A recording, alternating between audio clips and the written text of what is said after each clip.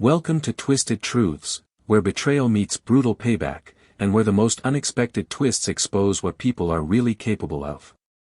This story isn't just shocking, it's personal. My name is Dorian Shaw. For 18 years, I was the architect behind the systems that powered a billion-dollar tech company called Nexera Systems. I built their proprietary software from the ground up, lines of code forged from sleepless nights, missed birthdays, and a belief that what we were building actually mattered. But none of that mattered when Julian Cross, the freshly imported CEO with a Harvard MBA and zero field knowledge, slid that termination letter across the table. "We're bringing in consultants with a more modern vision," he said, in that polished, smug tone I'd come to recognize as corporate speak for, "You're in the way." The words didn't sting. Not at first. I think I went numb. 18 years gone in one meeting. No warning. No thank you. Just a handshake and security waiting by the elevator. Julian had been with Nexera for barely 3 months. A private equity puppet, installed to streamline operations. Translation: cut costs, cut legacy leadership, and sell the company for a quick flip. I walked out of that building with a cardboard box, a small hard drive, and no intention of going back. But that's not where this story ends. That's where it begins. The rain in Portland that day matched my mood, quiet, cold, relentless. I drove home in silence. No music. No phone calls. Just the metronome of windshield wipers across glass. My wife, Eliza, wasn't home yet. I stood alone in the kitchen, unpacking my box. Family photos. My favorite mug. A thank you card from the team. And a matte black hard drive I'd kept for years, something that had always sat quietly in my desk drawer. That hard drive held the original source code. The heart of Nexera's infrastructure. And more importantly, proof that I'd written it 6 months before I even signed my first contract with the company. Back then, I'd licensed it to Nexera on a perpetual, non-transferable basis. Ownership always remained with me. Julian didn't know that. The board didn't know that. Or maybe they didn't care. But they were about to. Let me rewind a bit. I met the founders of Nexera, 2 brothers, Tom and Ethan Calden, at a hackathon in 2005. They had a dream, a whiteboard, and not much else. I had a knack for solving complex system failures and a hunger to build something that lasted. We made a handshake deal in a garage. That handshake turned into a software empire over the next 2 decades. I became more than just their lead engineer. I was the soul of the system. When Tom had a stroke, I kept the back end running. When Ethan stepped down to take care of his family, I held the company together. Then the investors came. First quietly, then in waves. Suits who didn't know Java from JavaScript, but knew how to chase EBITDA. Eventually, Tom and Ethan sold their shares to a private equity group. They promised stability, Ethan said. What they delivered was Julian Cross.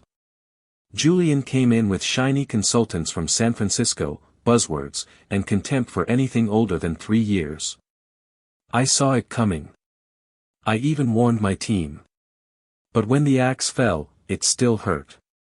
Eliza came home to find me sitting at the kitchen table, staring at that black hard drive. "They fired you?" she asked. I nodded. "After everything? They want modern systems." She didn't say, "I told you so," even though she predicted this months ago. She just sat beside me and took my hand. "What are you going to do?" I didn't have an answer yet. But I knew this: if they thought they could build on my work without me, they were in for a brutal surprise. 3 days after they fired me, the first system failed. That's when the phone calls began. Julian. The consultants. Even members of the board. "Something's wrong with the algorithm. Can you consult for a few weeks? We're offering top dollar." I didn't answer. They'd kicked me out without so much as a goodbye. Now they wanted me to come back and rescue them? No. They didn't deserve the algorithm. They didn't deserve me. But they were about to learn exactly what they'd lost. To be continued in Part 2, Despair. You never think the silence will hurt the most. But that's what I remember most about those first few days, how quiet everything became. No meetings. No Slack pings. No frantic midnight calls about server outages. Just silence. You'd think that after nearly 2 decades tethered to a crisis hotline of back-end emergencies, I'd welcome the break. But it wasn't relief I felt. It was a hollow ache. Because the truth is, I didn't just build Nexra's software, I built my identity around it. Around being the guy who always fixed things. The one they could count on. The one who held the chaos together with caffeine, instinct, and deeply personal code. And now, I was disposable. I kept telling myself it didn't matter. That I had the upper hand. That the algorithm was mine. But in the quiet of my home office, surrounded by walls I used to fill with post-it sketches of features and fix lists, it all felt meaningless. Eliza noticed. "You've barely left that chair in 2 days," she said softly, setting down a mug of tea beside me. "I'm thinking. You're spiraling." She wasn't wrong. Because for all the legal safeguards I'd set up, copyrights, licensing agreements, paper trails, there was still that gnawing voice in my head. What if they find a loophole? What if they replace you? What if everything you built just disappears, and no one even remembers you were part of it? I hadn't cried in years. But that night, I sat in the dark and let the tears come. Not from fear. From grief. Grief for the years I'd sacrificed. For the birthdays I'd missed. For the version of me that had believed loyalty mattered in the corporate world. And worst of all, grief for the people I'd left behind. My team. Donna from accounting, who used to bake cupcakes on deployment nights. Reggie, our lead QA engineer, who once pulled a 48-hour shift to get a build stable before a hospital rollout. And Tara, my protege, fresh out of Stanford, who looked at me like I held all the answers. They were still there. Still working under Julian. Still trying to keep my system alive without the one person who actually understood how it breathed. It killed me. And yet, I stayed silent. Until one message changed everything. It came in at 2:17 a.m. From an anonymous Proton Mail account. Subject line, "You didn't deserve this." Inside was a single sentence. "They're planning to reverse engineer your algorithm and strip out your licensing protections." Attached was a PDF, a presentation deck from Julian's consultants outlining their new infrastructure roadmap. Slide after slide showed diagrams of my system, rebranded, restructured, and stripped of credit. And buried in the footnotes. Assumes legal workaround to Shaw licensing clause. My heart dropped. They weren't just incompetent. They were malicious. And they were moving fast. I stared at the screen for a long time. This wasn't just about losing my job anymore. They were trying to erase me. Rewrite history. Claim ownership. Profit off the thing I had poured my life into. I closed the laptop. Pushed back from the desk. The silence was gone now. In its place. Resolve. They wanted to play dirty. Fine. But they had no idea what I was capable of when pushed. You know that feeling when something clicks into place? That was me, pacing the living room at 3 a.m., heart pounding, thoughts racing, not from panic, but clarity. I wasn't just going to defend my work. I was going to bury theirs. Because what they didn't know, what Julian would never have guessed in his slick little playbook of cost-cutting, was that my original algorithm wasn't just a product. It was a living system, built with intention, precision, and a hidden architecture that even my most trusted engineers never fully saw. And buried deep in that architecture, were triggers. Not malware. Nothing malicious. Just legal safeguards, fail-safes I'd hard-coded into the system to detect unauthorized modifications. If they changed the algorithm without my consent, it would start to degrade. Not all at once. Slowly. Subtly. A silent unraveling. And once it reached a certain threshold, the system would freeze entirely, locking them out unless the original license was revalidated. It wasn't sabotage. It was insurance. The kind you write when you've seen too many good people get chewed up and spit out by boardroom sharks. I called it Failsafe Delta, and it had just been activated. I didn't trigger it. They did. At sunrise, I drove out to the Columbia River Gorge. It's where I go when I need to breathe, to think, to remember there's a world outside of code and chaos. Standing there, watching the mist curl over the cliffs, I pulled out my phone and opened a secure server log. The alerts were already stacking. Unauthorized code injection detected. Core process loop desynchronized. Algorithm integrity compromised. Initiating containment protocols. I smiled, not because I wanted them to suffer, but because I had proof. Proof they'd violated the licensing agreement. Proof they were spiraling, and it wasn't because I sabotaged anything. They'd done this to themselves. All I had to do was nothing. And that's when I remembered something else, something even more explosive than Failsafe Delta. Back in 2005, before I officially joined Nexera, Tom Calden and I had drafted a personal agreement. A partnership clause, never incorporated into my employee contract, that stated, Nexera's exclusive license to use my algorithm was contingent on my continued employment or a mutually agreed upon exit. That clause hadn't been voided. Which meant that when Julian fired me unilaterally, the license had automatically expired. Their entire system, now running on illegal code. I tore through boxes in the attic until I found it. A faded blue folder labeled, Calden, D. Shaw, IP Agreement. Inside, the signed original. My signature. Tom's. Witnessed, dated, notarized. I held it in my hands and just laughed. Not out of arrogance, but relief. They thought they had buried me. Turns out, they'd built their empire on sand. I scanned the agreement. Backed it up 3 times. Then emailed it to my lawyer, Nadia Tran, an IP specialist I'd known since college. She called back 10 minutes later, practically buzzing. Dorian, this document is gold. They don't just owe you credit, they're operating illegally. If this goes public, they could lose everything. And you could own half of it. I didn't want to own Nexera. Not yet. But I wanted the truth out there. I wanted Julian to feel the walls closing in. So, I made one more call. To someone I'd been ignoring for months. Elaine Wexler, CTO of Novaris Tech.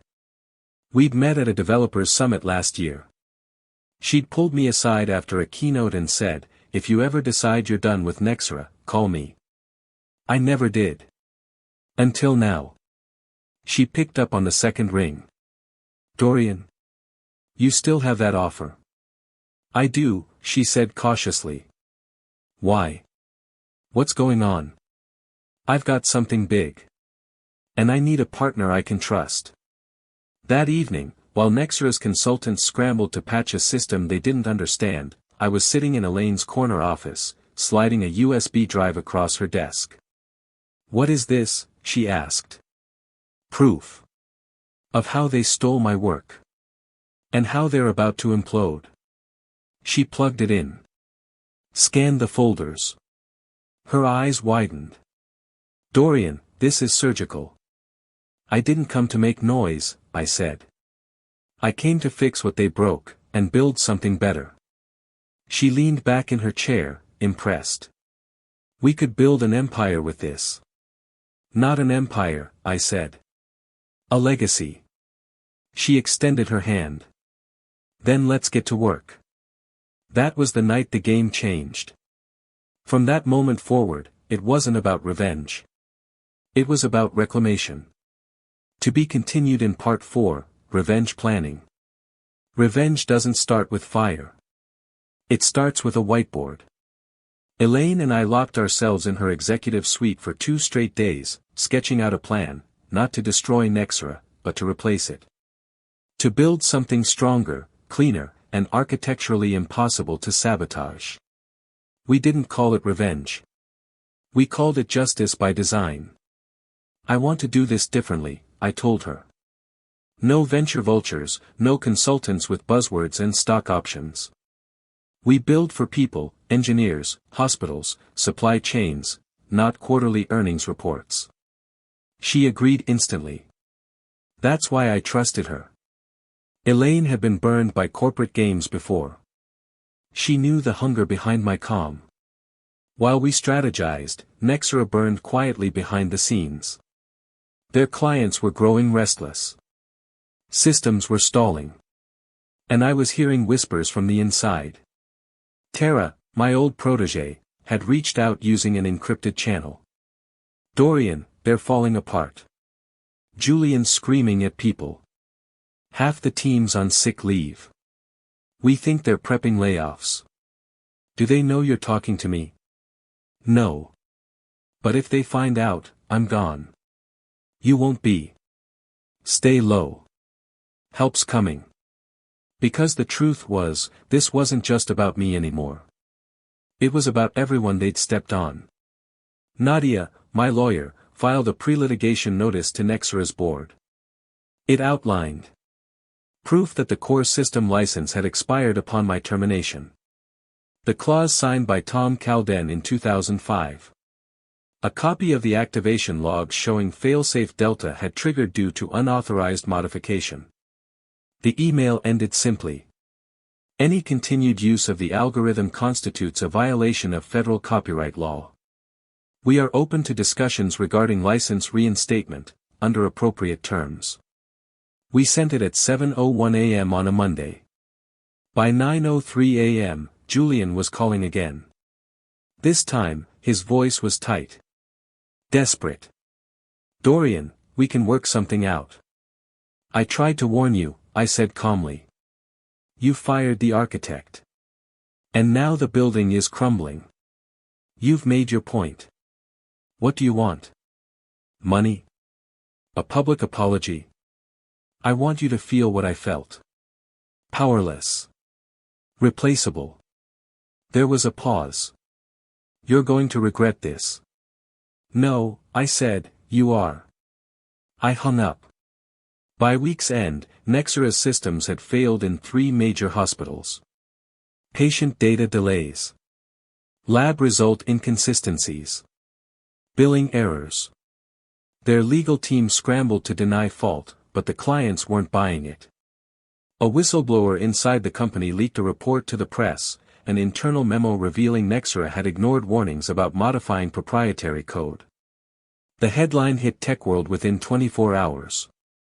Nexera's collapse, CEO ignored warnings before system meltdown. Stock dropped 18% overnight. Elaine and I watched it unfold from her office window, sipping coffee like war generals reviewing the battlefield. They're bleeding, she said. I nodded. Now we show them the alternative. Our new platform was dubbed CoreLight, an adaptive infrastructure designed for real-time logistics and healthcare management. It built on the foundation of my original algorithm, but went beyond it. Open APIs. Modular upgrades. Fault-tolerant architecture. And most importantly, employee ownership. Every engineer, every line worker, every designer would hold equity. Because you don't build loyalty through ping-pong tables and pizza parties. You build it by valuing people. Elaine had pulled in funding from Novartis quietly. I brought in former Nexera team members under NDA, Tara, Reggie, even Donna from accounting. Within 2 weeks, we had the beginnings of a full product. And we had leverage. Because while Nexera stumbled, we were poised to offer every one of their top clients a migration pathway. Not revenge. Redemption. Then came the twist I hadn't expected. An anonymous tipster dropped a folder on my private server. Inside, emails between Julian and the private equity firm. Proof that they had planned to gut Nexera from the start, sell off the IP, outsource the engineering, and use my algorithm as bait to inflate valuation before a fire sale. Worse, they had already started negotiations to sell the healthcare division to a foreign firm, without client consent. A move that violated multiple federal data compliance laws. Now it wasn't just corporate greed. It was criminal. I forwarded everything to Nadia. "We have enough to take them down in court," she said. But I wasn't sure I wanted court. I wanted control. Because the original Caldenshaw clause had one more gift buried inside it, a provision stating that if the core technology became unusable for more than 10 consecutive days, Tom had the right to buy back Nexera at a pre-agreed price. And Tom? He'd been quietly watching from the sidelines. We met for lunch at a small diner off the coast. He looked older. Tired. But sharp as ever. "You still have that clause?" I asked. He smiled and slid a paper across the table. "I never throw away protection. I read the clause." And smiled back. To be continued in Part 5, execution begins. 10 days. That's all it would take. 10 days of system degradation, chaos in their client base, and legal radio silence. And Nexera would be ours. Tom Calden's buyback clause, buried in the original sale agreement, gave him the right to repurchase the company at a predetermined price if the core system failed for more than 10 consecutive days. A clause the private equity suits never read closely, too busy high-fiving over inflated valuations. We were on day 7. 3 more days, and the castle would collapse under its own weight. But we weren't going to wait for the dust to settle. We were going to pull the curtain back ourselves. Elaine and I drafted the press release that morning. We timed it precisely, midweek, 10 a.m. Pacific Time, so it would hit inboxes and news cycles with maximum visibility. Former Nexera architect unveils next-gen platform after illegally terminated algorithm license sparks crisis. We named names. We provided documentation. We even included a signed statement from Tom Calden, confirming the expired license, the contractual failures, and his intention to repurchase Nexera if conditions were met. Within an hour, the story was everywhere. LinkedIn. Hacker News. Bloomberg. The narrative shifted fast. From "legacy engineer fired for resisting change" to "visionary ousted for profits, now staging a tech coup." Julian called again. 3 times. I let it go to voicemail. Then he sent a final text. "If this goes public, you'll never work in tech again. I'll bury you." I replied with a single image, a screenshot of the buyback clause, signed by Tom. No words. Just inevitability. That night, I met Tom and Nadia at a quiet law office downtown. We brought in 2 of the original investors, guys who had helped us fund Nexera back in the garage days. They were angry. Betrayed. And ready. Elaine joined via video. "We're prepared to back half of the buyout," she said. "In exchange for equity and shared access to the new platform." Tom leaned back, folded his arms. "And Dorian?" I met his eyes. "I'm in. But only under one condition." "What's that?" "We take care of the employees. The ones who stayed. The ones who didn't leave when the ship started sinking. 6 months job security. Equity options. A seat at the table." Tom nodded. Done. At that moment, it stopped being a rescue mission. It became a restoration. Day 9. Julian was in free fall. Clients were fleeing. The board was in panic. Consultants had no idea how to patch the failing systems. Lawsuits were looming. I heard from multiple sources that internal Slack threads were full of one word, sabotage. They were blaming me. Which was hilarious. I hadn't touched their systems. They broke it themselves, by violating a contract, tampering with licensed code, and pretending the architect didn't matter. Poetic justice wrote itself. Then came the final blow. That morning, I received another anonymous drop from inside Nexera. A PDF of Julian's private email chain, discussing a quiet sale of client data to a third-party analytics firm in Singapore. No consent. No disclosure. A clear violation of HIPAA and GDPR. I sent it to Nadia. She didn't hesitate. We notify the regulators. Today.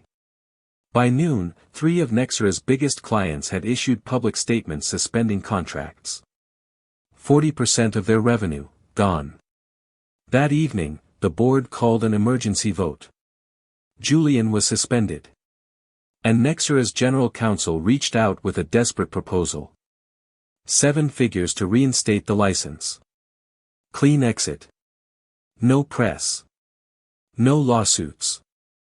I read the email and laughed. They were still bargaining like I was some contractor with a grudge. They didn't understand. This wasn't a negotiation. This was a countdown. Day 10. At midnight, Tom sent the official buyback notice. Elaine's funding cleared. Our legal team executed the transfer. Nexera Systems, battered, bloodied, and broken, was legally ours again. And for the first time in months, I slept soundly. But the best part? We weren't just getting the company back. We were getting it on our terms. To be continued in Part 6, Twist and Reversal. You'd think that after reclaiming Nexera, the hard part would be over. It wasn't.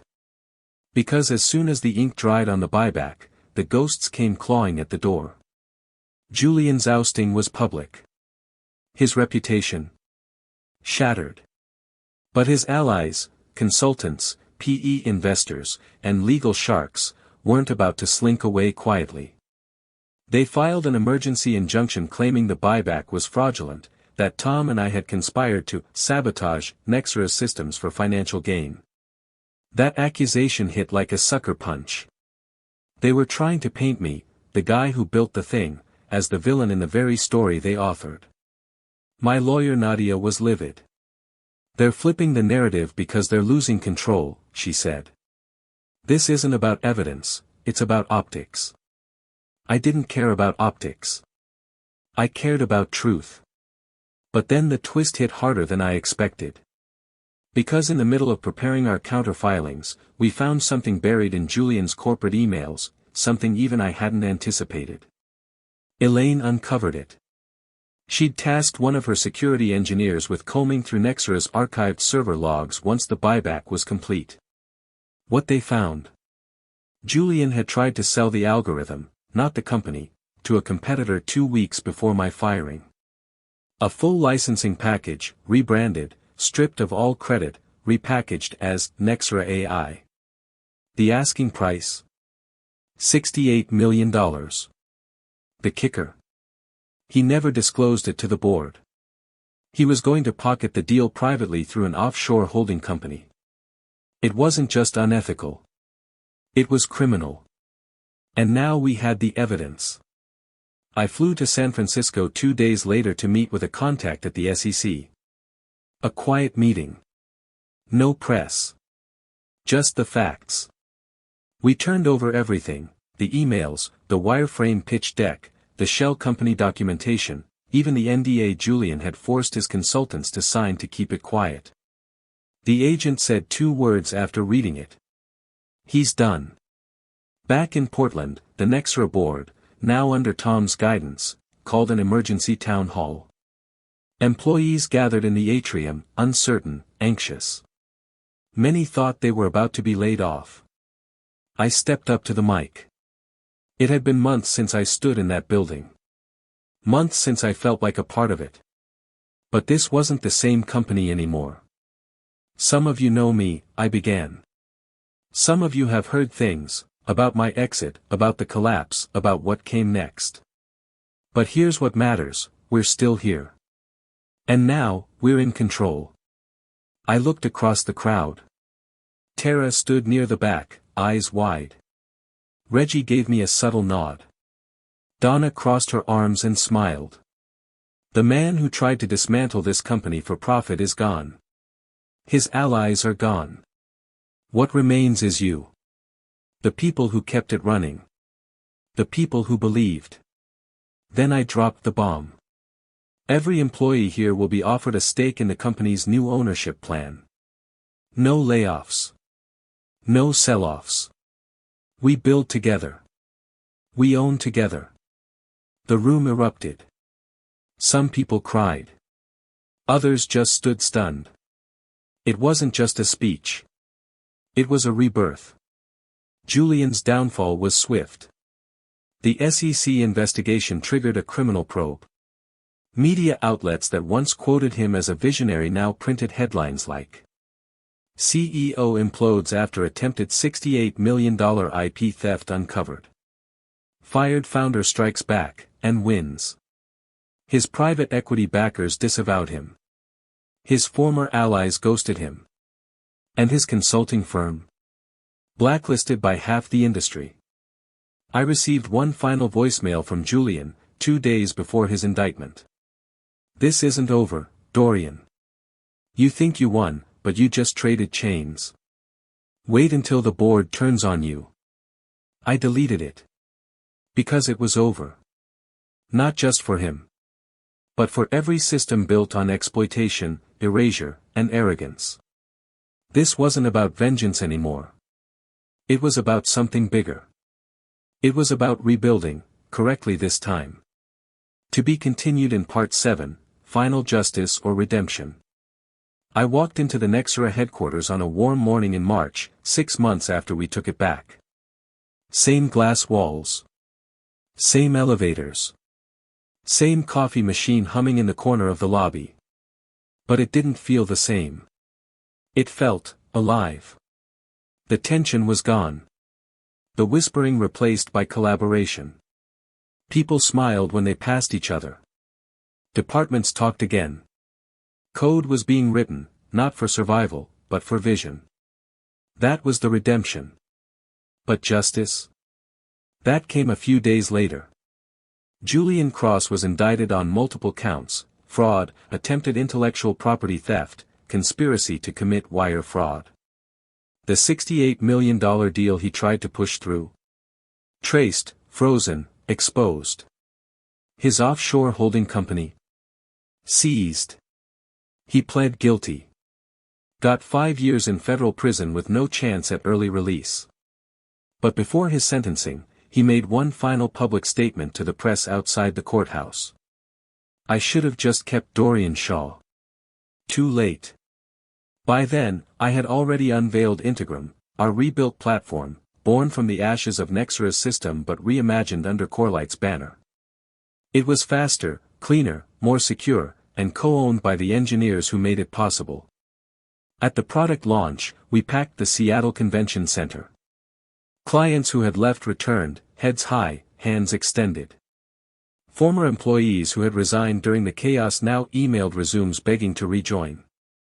I stood on stage beside Tom and Elaine, staring at a sea of faces. This isn't a comeback, I said into the mic, this is a correction. A course set straight. A company remade, not by force, but by people who refused to be erased. There was thunderous applause. I looked out into the crowd and spotted Tara and Reggie. Donna waved from the front row. Even my wife Eliza was there, smiling with that look that said, "You finally found the balance." We announced that every Nexera client impacted by the Julian collapse would receive 2 years of service at no cost, plus full migration to Integrum. We could afford it now. Not because of profit margins, but because of integrity. And for the first time in my life, I felt like the hero of my own story. A year later, I stood on the shores of Lake Crescent with Tom and Elaine. Fishing rods in hand. No laptops. No contracts. Just silence. Good silence this time. I never thought we'd get here, Tom said, reeling in slowly. I figured they'd bury the company. They almost did, I replied. But they didn't count on the foundation we built. Elaine handed me a cold drink. You know, we could IPO next year. I laughed. Let's not rush. I just want to enjoy building for once. Still the same Dorian, Tom said with a smirk. Quiet. Relentless. Dangerous when betrayed. I nodded. But smarter now. And never again naive. We sat in the boat for hours. Just 3 people who had survived the storm. That night, back home, I wrote an email to the entire team. Subject, where we go from here. We were nearly erased. Nearly gutted. Nearly bought and sold like parts in a machine. But we're still here. Stronger. Smarter. Wiser. This company is no longer mine. It's ours. And I will never let anyone take that from us again. Dorian. I hit send. Then I closed the laptop and went outside, where Eliza sat on the porch swing with a blanket.